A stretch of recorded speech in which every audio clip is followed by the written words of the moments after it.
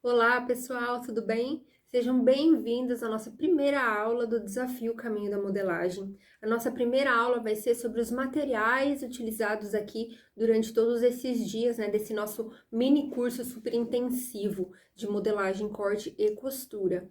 Eu já deixei a lista de materiais para vocês baixarem, como eu já havia dito, e hoje eu vou explicar um pouco melhor sobre cada um deles, né, falar como que vai ser usado, quantidades e tudo mais. A primeira coisa que eu preciso deixar claro aqui para vocês é que caso vocês não tenham todos os materiais detalhadamente, principalmente em relação à modelagem, eu peço que vocês não se privem de participar do evento por conta disso, tá? Vai ter muita lição valiosa aqui para vocês essa semana, então mesmo que vocês ainda não tenham todos os materiais, é importante que vocês assistam às aulas, que vocês façam as anotações, porque em algum momento isso vai ser muito válido, tá? Uma das principais filosofias do projeto Costura que Cura como um todo é fazer tudo de forma muito simples, assim. Eu acredito na modelagem como uma forma simples de trabalhar, né, como algo acessível. Então, a gente não faz uso aqui de gabaritos prontos, né? O nosso método, ele parte totalmente das medidas do corpo e de algumas continhas bem simples que vocês vão ver aí no decorrer da caminhada e muito raciocínio lógico. Vou colocar a mente de vocês para pensar, para raciocinar mesmo, tá? Então vocês não precisam se preocupar com réguas super elaboradas, com réguas caras, não precisa de nada disso. Existe a possibilidade, né? Quem pode investir, nada contra. Eu mesma, por ser profissional, eu invisto bastante em material. Mas para quem não tiver, também é possível fazer e a gente vai falar um pouco sobre isso, tá bom? Tudo aqui vai ser possível de ser construído com regras escolares e muito simples, tá? Então, vamos parar de enrolar, né? Vamos começar logo a falar dos materiais. A primeira coisa que eu oriento vocês a terem, que não está na lista, mas que é muito importante que vocês tenham, é um caderninho para anotações ou algumas folhas para anotações. Porque, como eu já disse, serão dicas, não é nem dicas, é uma técnica mesmo, é algo que vocês podem usar como profissão, assim, então é muito importante que vocês anotem todas as percepções que vocês tiverem. Na nossa primeira aula prática, né, onde eu vou falar sobre os fundamentos, sobre as medidas, eu já vou liberar para vocês baixarem alguns materiais digitais complementares. Esses materiais, eles podem ser impressos, então, se vocês não tiverem um caderno, coisa assim, vocês podem imprimir a apostila e anotar, né, as percepções de vocês ali nas lições. Também é muito válido fazer dessa forma, tá? Agora eu vou falar sobre os materiais mesmo que estão na nossa lista. Toda boa modelagem, né? Aliás, toda modelagem, não importa o método que você for usar, começa com as medidas do corpo. Então, o primeiro material que você vai utilizar é a fita métrica. Se você for fazer sob medida, você vai precisar da fita métrica. Caso você opte pela tabela de gradação, por fazer diante das medidas da tabela de gradação, então vai estar disponível para você baixar, para você imprimir, aí você não precisa da fita, tá? Mas se você for fazer sob medida, a fita é essencial. Também vai estar disponível para baixar, falando em medidas, essa ficha de medidas aqui, onde tem todas as orientações, né, enumerado e desenhado em relação ao local onde vocês vão tirar as medidas. Eu vou gravar uma aula sobre isso, né, sobre as medidas, vou ensinar vocês a tirarem as medidas num corpo de verdade, que é da minha filha Sofia, que serviu de modelo mais uma vez. Mas aqui, essa tabelinha de medidas aqui, essa ficha de medidas, ela é bem autoexplicativa também e funciona bastante aí no cotidiano para a gente poder não esquecer de nenhuma medida, tá? Então, eu oriento que vocês baixem ela se forem fazer sob medida. Bom, e para desenhar a modelagem, para construir a modelagem, a gente vai precisar de papel. Aqui tá só um pedacinho, né, que eu não ia trazer um pedação. Esse papel aqui é craft, um lado dele é mais lisinho e o outro lado é mais áspero. A gente chama isso de monolúcido, eu nem sabia, foi uma aluna que explicou para mim há pouco tempo. Esse papel aqui é monolúcido, então ele é bem lisinho de um lado e o outro lado é mais áspero. Esse é o papel craft. Também tem o papel semi-craft, que é um pouco mais barato, só que ele é mais grosso e ele é áspero dos dois lados, tá?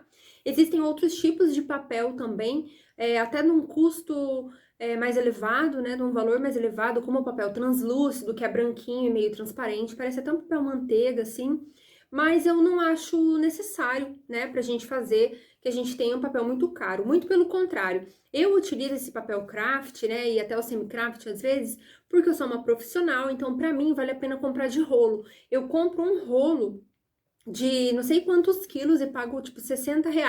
E esse rolo dura pra mim de 1 ano a 1 ano e meio. E olha que eu faço muita modelagem, né? Então esse papel craft e semi-craft, nas papelarias você pode encontrar ele por metro.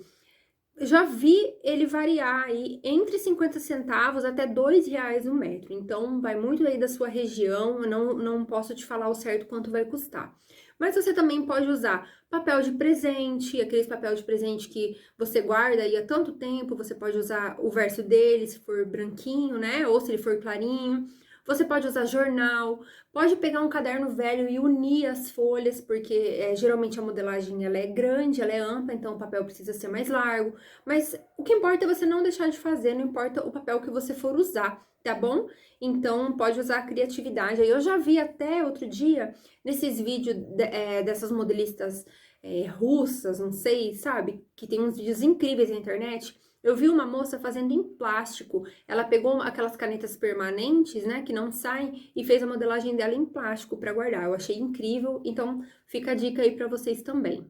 Vocês vão precisar também, para modelagem ainda, uma tesoura para papel. Quem tiver a condição, né, de ter uma tesoura para cada situação, uma para tecido e outras para papel, é o orientado, né, é o indicado, porque o papel ele tira o fio da tesoura de tecido. Então, eu tenho aqui uma tesoura para papel. Essa aqui é grande, mas pode ser até aquelas pequenininhas escolares, não tem problema. Fita crepe ou durex ou cola bastão, porque a gente vai fazer praticamente uma cirurgia aqui nas modelagens. Quando a gente parte para a interpretação dos moldes, a gente sempre tem que estar transferindo uma pence ou outra. Vocês vão aprender também sobre transferência de pence. Então, é importante que vocês tenham aí a fita crepe ou a fita durex ou até a cola bastão. Eu gosto mais da fita crepe porque, dependendo, às vezes, se eu preciso mover do lugar, ela me dá essa facilidade por ter menos cola, né? Por a cola não ser tão aderente assim. Eu vou fazer o uso também desse material aqui, chamado carretilha. Parece uma rodinha de cortar massa de pastel, tá vendo? Ela serve para marcar o molde. Se eu preciso transferir o desenho de um papel para o outro, eu utilizo a carretilha com ou sem carbono para poder fazer essa transferência. Eu não tenho hábito de usar carbono, eu uso só os risquinhos da carretilha mesmo, mas vocês podem sim colocar um carbono entre as folhas para poder marcar e ficar ali a cor na linha, tá? Mas também não é obrigatório isso daqui. Existe formas de fazer sem a carretilha. Quem sabe aí na hora da modelagem eu faço sem a carretilha também, para mostrar para vocês como é que vocês podem fazer. Durante a construção da modelagem, a gente vai fazer algumas continhas, então é bom ter uma calculadora, pode ser a do celular também. São contas muito simples, dá para fazer de cabeça, mas ali às vezes você tá com a cabeça em outro lugar, né, no traçado, e acaba tendo que ficar raciocinando aí uma continha, perdendo o fio da meada. Aqui nessa ficha que eu já mostrei pra vocês de medida, já tem as continhas. Não sei se vai dar pra ver, eu acho que tá de trás pra frente. Mas já tem as continhas aqui. Então, no momento que você tira a medida, você já pode ir fazendo as continhas e anotando ali o valor, tá? Mas é bom ter a calculadora por perto também. A gente também vai precisar para modelagem de caneta ou lápis, né? Eu uso canetinha grossa porque é melhor para ver no vídeo, mas pode ser caneta comum, tá bom? Alguma coisa assim para marcar o papel. Se quiserem usar lápis e borracha para poder apagar, caso errem, também pode, se vocês tiverem uma quantidade limitada de papel, né? Na nossa lista de materiais, eu coloquei as quantidades também, aqui eu tô esquecendo de falar, né? Mas, por exemplo, o papel, eu creio que a gente vai utilizar uns 10 metros, assim, de papel, sem margem de erro, tá? Isso sem contar se você errar alguma coisa. Então, é bom sempre ter um pouco mais, tá? Então, uns 10, 15 metros de papel, eu creio que seja o suficiente, tá? Agora, para os traçados, a gente vai usar régua, pode ser régua comum, escolar. Eu tenho essa régua aqui de 30 centímetros, escolar comum, e tenho essa aqui de 60 também. Vocês podem observar que as duas são transparentes de acrílico, porque eu prefiro os meus materiais transparentes para poder ver as linhas que estão embaixo. Mas também pode ser aquele material mais simples de MDF, tá? Esquadro também, ó, eu também tenho esse grandão aqui, tá vendo? O meu também é transparente de acrílico. Mas também pode ser esse de MDF aqui, ó, que já vem até com as curvas de gancho de cava, tá bom? Ele é bem mais barato, esse daqui. Falando em valores, olha só, deixa eu voltar aqui então para as réguas.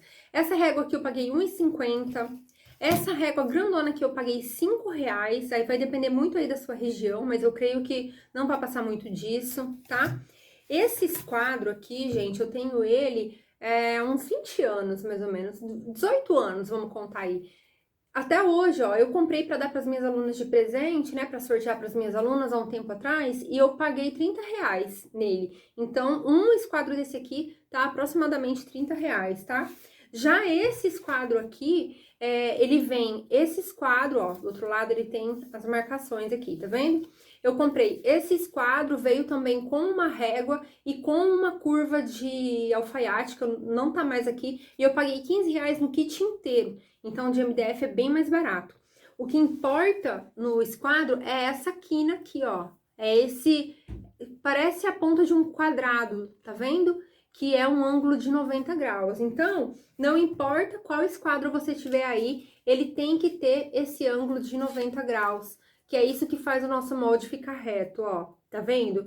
Então, pode ser até mesmo esses esquadros escolares aqui, ó. Eu comprei um kit que vem com esses dois esquadrinhos pequenos e com esse transferidor aqui que a gente chama, e eu paguei, se eu não me engano, R$3 no kit inteiro, tá? Com tudo. Porque o que que acontece? O que importa, como eu falei, é esse ângulo aqui, é essa quina aqui que parece a quina de um quadrado. Então, se eu tiver um esquadro pequenininho, eu uso ele para fazer o traço, igual eu vou ensinar para vocês, e eu uso a régua para prolongar a linha, não tem problema nenhum. Dá um pouco mais de trabalho, é verdade, mas funciona, tá? Tem até uma forma de fazer um esquadro com papel. Eu já ensinei isso no meu canal do YouTube, mas eu tirei o vídeo porque era muito antigo. Mas eu vou gravar para vocês como videozinho auxiliar e vou mandar no grupo para vocês verem. É muito fácil, é só dobrar o papel algumas vezes, aí a gente passa uma fita assim para ele ficar bem durinho. Eu vou ensinar para vocês, caso vocês não queiram comprar esse quadro ainda, tá? E uma régua, né, muito útil é a curva francesa. Essa curva aqui, ó, ela tem todos os ângulos de curva dentro. Então, todas as curvas que eu for precisar durante a minha modelagem, eu vou encontrar nessa régua aqui. Eu também, eu tinha uma outra, eu dei para uma aluna, então eu tive que comprar outra para mim. Também paguei R$30 nessa curva francesa aqui. Existem outros modelos também bem válidos. Mas vocês podem utilizar, assim, a curva de alfaiate também, que é uma curva, assim, parece uma vírgula. Eu não sei explicar, eu perdi a minha, não sei cadê. Eu acho que alguém quebrou e jogou fora escondido, mas pode ser a curva de alfaiate, tá? Ou então, para quem não quiser comprar, não quiser investir em nenhum tipo de curva, pode ser de olho, tá?